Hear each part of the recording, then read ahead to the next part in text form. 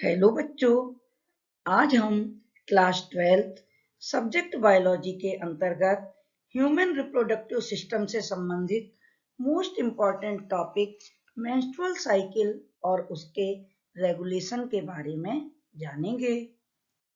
आइए अब हम मेंस्ट्रुअल साइकिल की परिभाषा देखते हैं। Menstrual cycle is a series of cyclic changes that occur in the reproductive system of female primates। अर्थात menstrual cycle में एक के बाद एक सीरीज में चेंज होते हैं जो कि प्राइमेट्स की फीमेल रिप्रोडक्टिव सिस्टम में होते हैं, जैसे कि female monkey, female orangutan, female gorilla या फीमेल ह्यूमन बीइंग। ये जो रिप्रोडक्टिव चेंजेज होते हैं ये हर 28 से 29 दिन में रिपीट होते हैं और किसी स्त्री को या किसी लड़की में जब सबसे पहला पीरियड होता है जो कि 12 से 13 वर्ष की एज में होता है और इसे हम मेनार्क कहते हैं। अर्थात जब प्यूबर्टी स्टार्ट होती है या प्यूबर्टी एज आती है तो किसी लड़की में 12 से 13 वर्ष की उम्र में मेंस्ट्रुएशन साइकिल स्टार्ट होता है और फर्स्ट मेंस्ट्रुएशन को ही मेनार्क कहा जाता है। और जब परमानेंट स्टॉपेज होता है जो कि 45 से 50 वर्ष की उम्र के बीच हो सकता है, जब आखिरी पीरियड होता है, पीरियड हम सामान्य बोलचाल की भाषा में कहते हैं और वैसे हम उनको मेंस्ट्रुअल साइकिल या मेंस्ट्रुएशन कहते हैं। तो जब लास्ट मेंस्ट्रुएशन होता है तो उसे हम मेनोपॉज के नाम से जानते हैं। आइए मेंस्ट्रुअल साइकिल को समझने के पहले हम फीमेल रिप्रोडक्टिव सिस्टम को समझते हैं। फीमेल रिप्रोडक्टिव सिस्टम में 2 ओवरीज होती हैं, अर्थात किसी भी फीमेल की बॉडी में 2 अंडाशय या 2 ओवरी होती हैं।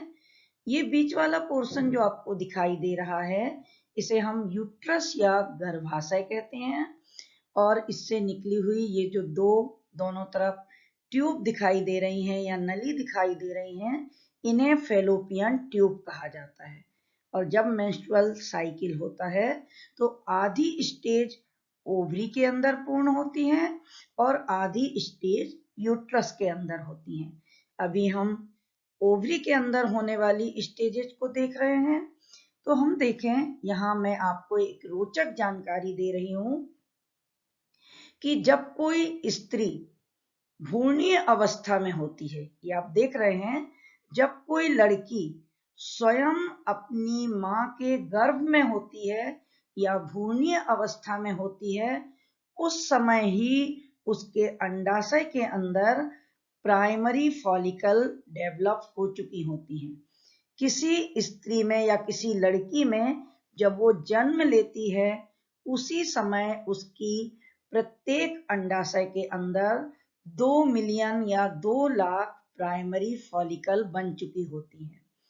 उसके बाद जब वह लड़की 12 से 15 वर्ष की होती है, अर्थात उसकी प्यूबर्टी एज आती है, तब उसके हर अंडाशय के अंदर, ये देखिए आप अंडाशय देख रहे हैं, तो हर अंडाशय के अंदर 60 से 80 हजार तक प्राइमरी फॉलिकल सेल होती हैं। और ये प्रश्न अक्सर पूछा जाता है और यहाँ ध्यान देंगे, यहाँ ईच ओवरी लिखा है, यानी बर्थ के समय प्रत्येक अंडाशय के अंदर 2 मिलियन और प्यूबर्टी एज में हर अंडाशय के अंदर 60 से 80 हजार तक प्राइमरी फॉलिकल सेल होती हैं। इन प्राइमरी फॉलिकल सेल के ऊपर हार्मोन वर्क करते हैं और प्रत्येक अंडाशय में प्रत्येक माह 6 से 8 प्राइमरी फॉलिकल पर हार्मोन्स वर्क करते हैं, लेकिन उनमें से कोई एक प्राइमरी फॉलिकल ही डेवलप होती है और वो डेवलप होकर के सेकेंडरी oocyte को बनाती है। आइए अब हम मेंस्ट्रुअल साइकिल की डिफरेंट फेजेस को जानते हैं। पहली फेज है मेंस्ट्रुअल फेज, सेकंड है फॉलिकुलर फेज और थर्ड है ल्यूटियल फेज या सीक्रेटरी फेज। सबसे पहले हम मेंस्ट्रुअल फेज को देखें तो ये जो आप देख रहे हैं कि किसी फीमेल या किसी स्त्री की यूट्रस में ये जो एंडोमेट्रियम लेयर होती है, जब ये एंडोमेट्रियम लेयर ब्रेक होती है तो पहली फेज मेंस्ट्रुअल फेज होती है, जिसमें 3 से 5 दिन तक एंडोमेट्रियम लेयर के ब्रेक होने के कारण ब्लीडिंग होती है। ये एंडोमेट्रियम लेयर ब्रेक होती है और वेजाइना से ब्लीडिंग होती है और जिसका समय कितना है 3 से 5 दिन तक, और इसे हम मेंस्ट्रुअल फेज कहते हैं। अब हम जानते हैं कि फॉलिकुलर फेज में क्या होता है। बच्चों, अब हम देखें ये प्रोलिफरेशन फेज क्या है या फॉलिकुलर फेज क्या है। तो आपने अभी देखा कि जब मेंस्ट्रुअल फेज चल रही थी तो यूट्रस के अंदर की ये जो इनर मोस्ट लेयर है जिसको एंडोमेट्रियम कहा था, ये ब्रेक हो गई थी। अब इस एंडोमेट्रियम लेयर को फिर से बनना बहुत जरूरी है, क्योंकि इन केस अगर प्रेगनेंसी हुई तो एम्ब्रियो यहीं पर इम्प्लांट होता है और इसलिए एंडोमेट्रियम लेयर का फॉर्मेशन बहुत जरूरी है। तो फॉलिकुलर फेज में एंडोमेट्रियम लेयर फिर से बनती है और साथ ही साथ एग सेल का फॉर्मेशन होता है। तो यहाँ हम देखें कि हमारी बॉडी में ब्रेन में जो हाइपोथैलेमस वाला भाग है, ये हाइपोथैलेमस भाग गोनेडोट्रोपिन रिलीजिंग हार्मोन बनाता है। ये gonadotropin releasing hormone pituitary gland के ऊपर एक्ट करते हैं और पिट्यूटरी ग्लैंड एक्टिवेट होती है। वो फिर 2 हार्मोन फॉर्म करती है जिन्हें हम LH और FSH कहते हैं। LH माने ल्यूटिनाइजिंग हार्मोन और FSH माने फॉलिकल स्टिमुलेटिंग हार्मोन। ये दोनों हार्मोन जब बनते हैं तो ये फॉलिकल स्टिमुलेटिंग हार्मोन इन ओवरीज के अंदर फॉलिकल सेल को ग्रो कराता है, जो हम पहले ही देख चुके थे। हमने आपको बताया था कि प्यूबर्टी के पीरियड में प्रत्येक स्त्री या लड़की की हर ओवरी के अंदर 60 से 80 हजार प्राइमरी फॉलिकल या फॉलिकल सेल्स होती हैं और उन फॉलिकल सेल्स में से ये LH और FSH एक महीने में 6 से 8 फॉलिकल सेल के ऊपर वर्क करते हैं, जिनमें से केवल एक फॉलिकल सेल डेवलप होती है और वो डेवलप होकर पहले प्राइमरी oocyte फिर सेकेंडरी oocyte का निर्माण करती है। तो आपको यहाँ तक पूरा समझ में आया होगा कि हाइपोथैलेमस ने गोनेडोट्रोपिन रिलीजिंग हार्मोन बनाया। ये गोनेडोट्रोपिन रिलीजिंग हार्मोन ने पिट्यूटरी ग्लैंड को एक्टिवेट करके LH और FSH बनाया। ये LH और FSH माने follicle stimulating hormone follicle cell पे वर्क करता है और प्राइमरी oocyte, सेकेंडरी oocyte और ग्रेफियन फॉलिकल का निर्माण करता है। ग्रेफियन फॉलिकल के अंदर सेकेंडरी oocyte होता है और ग्रेफियन फॉलिकल जैसे ही बनता है, ग्रेफियन फॉलिकल का बहुत महत्वपूर्ण कार्य है, यह एस्ट्रोजन नाम के हार्मोन को सीक्रेट करता है और ये एस्ट्रोजन एंडोमेट्रियम के रीजनरेशन या एंडोमेट्रियम के निर्माण का कार्य करता है। तो हमने देखा कि फॉलिकुलर फेज में 2 कार्य हो रहे हैं। एक तो ग्रेफियन फॉलिकल के अंदर सेकेंडरी oocyte डेवलप हो रहा है और साथ ही साथ ग्रेफियन फॉलिकल ने जो एस्ट्रोजन हार्मोन बनाया है वो इस यूट्रस के अंदर एंडोमेट्रियम लेयर का फॉर्मेशन कर रहा है। फॉलिकुलर फेज या प्रोलिफरेशन फेज जो कि 8 से 9 दिन चलती है। तो इस तरह से हमने देखा कि आफ्टर 14 डेज क्यों?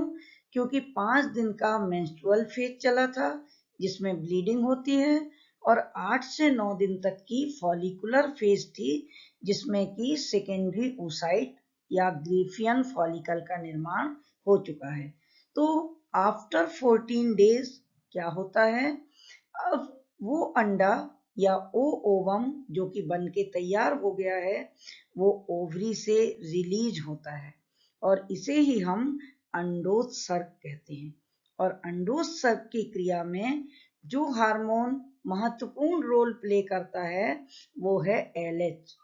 जब LH की संख्या बहुत ज्यादा बढ़ जाती है तो इसे हम LH सर्ज कहते हैं और LH का कंसंट्रेशन बहुत ज्यादा बढ़ने पर ग्रेफियन फॉलिकल के अंदर से सेकेंडरी oocyte रिलीज हो जाता है और ग्रेफियन फॉलिकल जो कि एस्ट्रोजन को फॉर्म करती है वो कार्पस ल्यूटियम में बदल जाती है और कार्पस ल्यूटियम यह एस्ट्रोजन और प्रोजेस्टेरॉन दोनों को स्रावित करता है।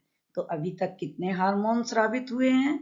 हाइपोथैलेमस के द्वारा गोनेडोट्रोपिन रिलीजिंग हार्मोन और इसके द्वारा एक्टिवेट होकर पिट्यूटरी ग्लैंड ने LH माने ल्यूटिनाइजिंग हार्मोन और FSH माने फॉलिकल स्टिमुलेटिंग हार्मोन को सीक्रेट किया और इन दोनों के सीक्रेट होने से जो फॉलिकल सेल हैं वो डेवलप हुई और ग्रेफियन फॉलिकल फॉर्म हुआ जिसने एस्ट्रोजन को सीक्रेट किया और इसी समय LH का कंसंट्रेशन बढ़ने के कारण ग्रेफियन फॉलिकल से ओवम रिलीज हो गया और ग्रेफियन फॉलिकल कार्पस ल्यूटियम में बदल गया और कार्पस ल्यूटियम ने एस्ट्रोजन और प्रोजेस्टेरॉन को सीक्रेट किया।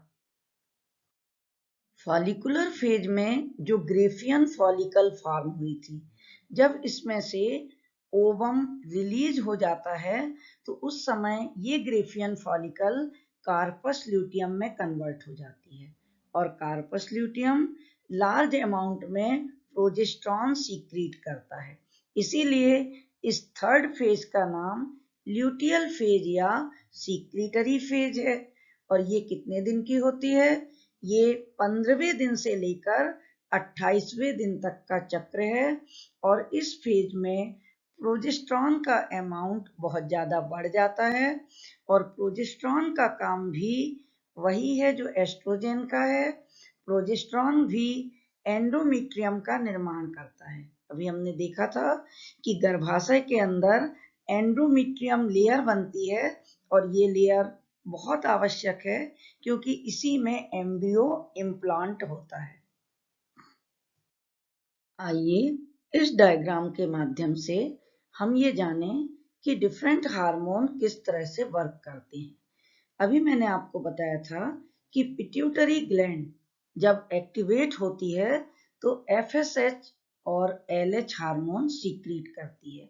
ये जो पिट्यूटरी हार्मोन है ये हार्मोन ओवरी के अंदर एग सेल के फॉर्मेशन को कंट्रोल करते हैं क्योंकि FSH माने फॉलिकल स्टिमुलेटिंग हार्मोन और ये फॉलिकल सेल से क्रमशः प्राइमरी oocyte और सेकेंडरी oocyte के डेवलपमेंट को कंट्रोल करता है। इस समय जब मैच्योर फॉलिकल बनती है जिसको हम ग्रेफियन फॉलिकल कहते हैं, इसके अंदर एक कैविटी बनती है जिसको एंट्रम कहते हैं और ओवम का निर्माण होता है।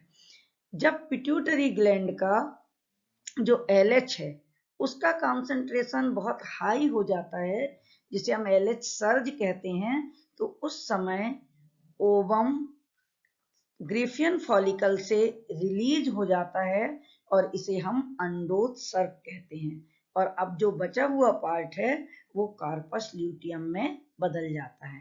तो आगे हम देखेंगे कि ये कार्पस ल्यूटियम किसका सीक्रेशन करता है। अंडोत्सर्ग के बाद ये जो ग्रेफियन फॉलिकल है ये कार्पस ल्यूटियम में कन्वर्ट हो जाती है और कार्पस ल्यूटियम दो हार्मोन को सीक्रेट करता है, पहला एस्ट्रोजन और दूसरा प्रोजेस्टेरॉन। कार्पस ल्यूटियम में ज्यादा मात्रा में प्रोजेस्टेरॉन का स्राव होता है, इसीलिए आप देख रहे होंगे कि कार्पस ल्यूटियम जो कि मेंस्ट्रुएशन साइकिल के 14वें दिन के बाद बना है, इसलिए 14वें दिन से 28वें दिन तक प्रोजेस्टेरॉन हार्मोन का कंसंट्रेशन बढ़ता है। ये प्रोजेस्टेरॉन हार्मोन कार्पस ल्यूटियम से सीक्रेट हुआ है।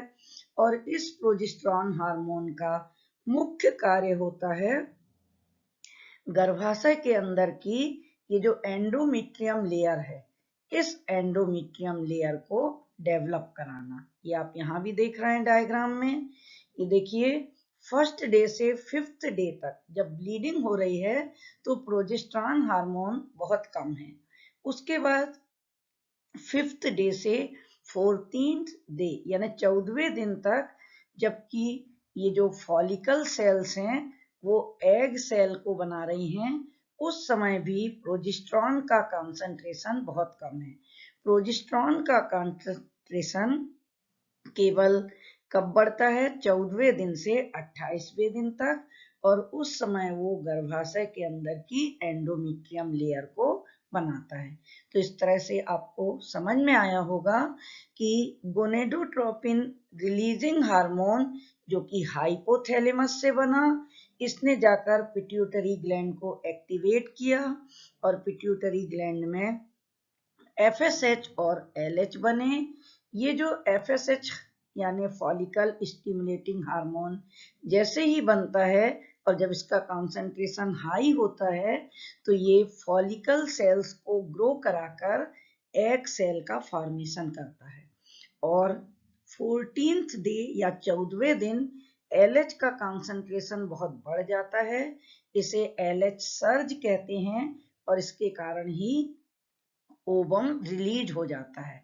ओवम के रिलीज होने के बाद ये ग्रेफियन फॉलिकल कार्पस ल्यूटियम में कन्वर्ट हो जाता है, और जब कार्पस ल्यूटियम प्रोजेस्टेरॉन और एस्ट्रोजन का सीक्रेशन करता है उस समय पुनः ये देखिए ऊपर की ओर FS और LH का कंसंट्रेशन घट जाता है। तो इस तरह से आपने देखा कि जब FS और LS से ज्यादा होंगे तो फॉलिकल सेल्स डेवलप होकर एग सेल बनाएंगी, और जब एग सेल रिलीज हो जाएगी तो उसके बाद ग्रेफियन फॉलिकल एस्ट्रोजन और प्रोजेस्टेरॉन को बनाकर इस एंडोमेट्रियम लेयर को डेवलप कराती है।